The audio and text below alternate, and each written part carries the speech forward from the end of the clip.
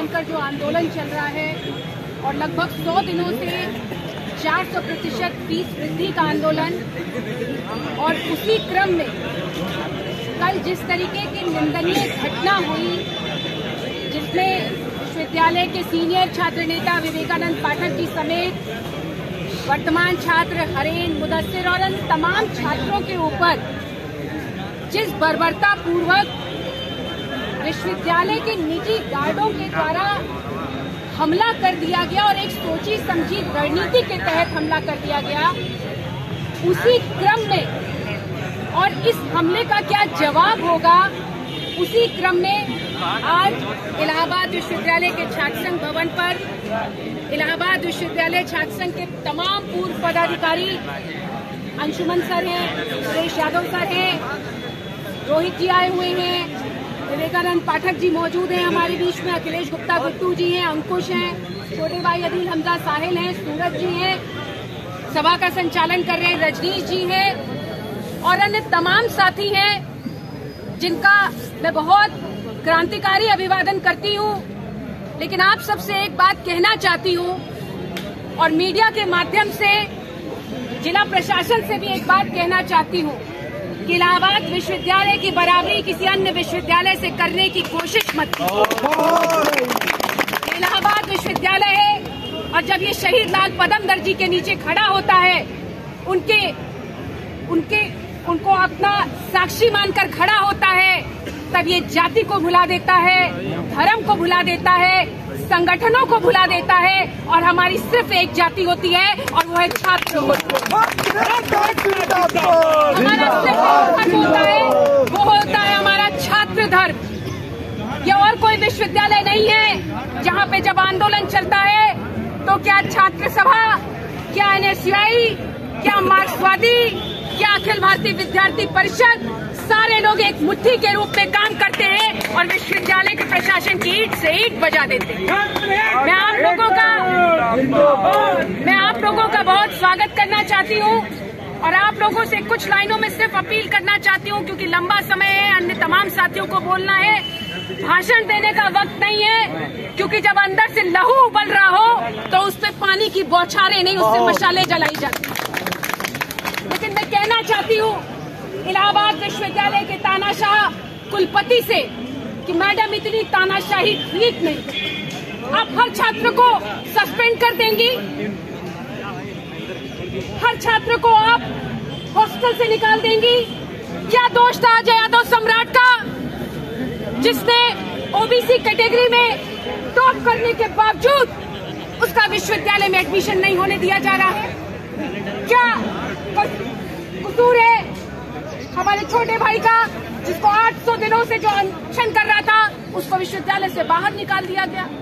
आप पिछले दिनों की घटना है, 2 महीने पहले की, जब यहाँ पर आंदोलन चल रहा था फीस वृद्धि का, तब ये हुआ था कि आमने और सामने बैठकर बात की जाएगी। यही इलाहाबाद विश्वविद्यालय का प्रशासन है जिसने तमाम छात्रों को अवैध बताकर बात करने से मना कर दिया था।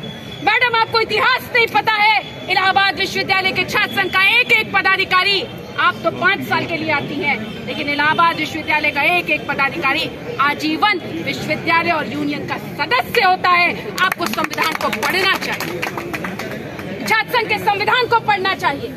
इलाहाबाद विश्वविद्यालय में इतनी अराजकता हो गई कि विश्वविद्यालय के गार्ड छात्रों को और पूरा छात्रों को घेर कर उनके ऊपर लाठियां बरसा देंगे।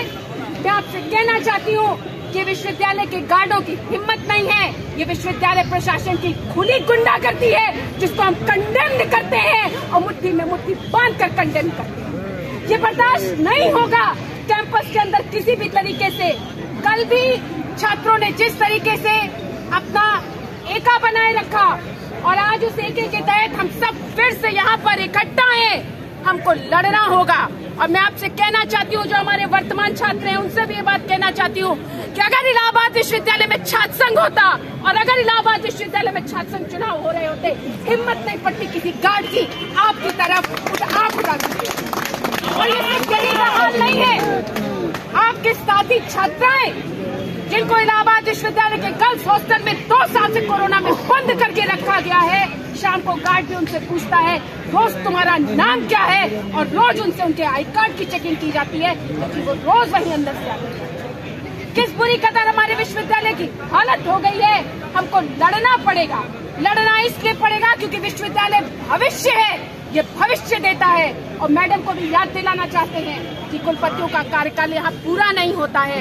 इतिहास उठाकर आप देख चाहे आप पुराना इतिहास में जाएंगे या हांगलू, रतनलाल हांगलू बहुत बड़े आतताई हुए थे, 4 साल पूरे हो चुके थे, लोग कहते थे ये कभी वापस नहीं जाएंगे, और इलाहाबाद विश्वविद्यालय के छात्र छात्राओं ने आंदोलन किया।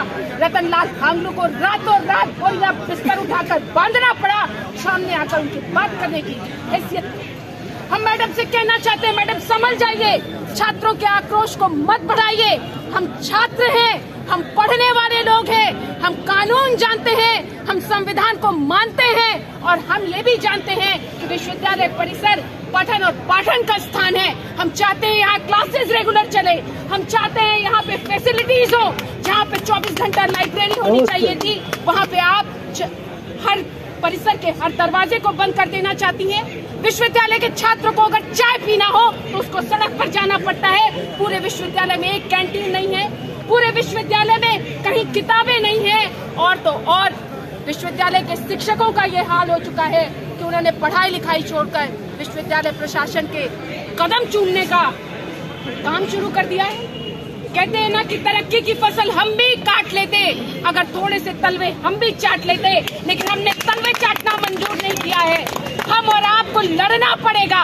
ये वही इलाहाबाद विश्वविद्यालय का छात्र संघ भवन है जहाँ पर रतनलाल हांगलू ने कहा था कि ऑनलाइन परीक्षाएं होंगी, और यही छात्र संघ के पदाधिकारियों ने, सिद्धार्थ गोलू मौजूद है, विक्रांत भी मौजूद होंगे, सूरज भाई मौजूद है, जहाँ पे सबने मिलकर यही अनशन किया था, और कुलपति को नहीं दिल्ली से फरमान आया था कि इस तरीके के तानाशाह फरमान को वापस लिया जाता है।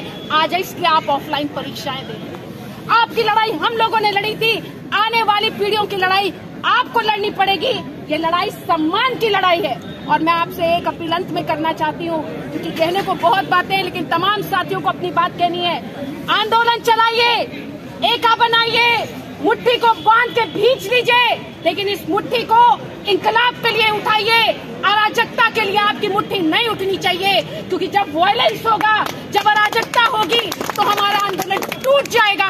गवाह है हम लोग, लोक सेवा आयोग का आंदोलन चल रहा था, शांतिपूर्ण आंदोलन चल रहा था, सरकार को समझ में नहीं आ रहा था, पेपर आउट हुआ था, पीछे से पुलिस के लोगों ने आके बस को फूंक दिया, और वो आंदोलन वहीं समाप्त हो गया। हम आपसे कहना चाहते हैं कि अगर किसी छात्र का गलती से हाथ उठ भी जाए तो उस हाथ को पकड़ लीजिए, उसको नीचे कर दीजिए। आपको लड़ना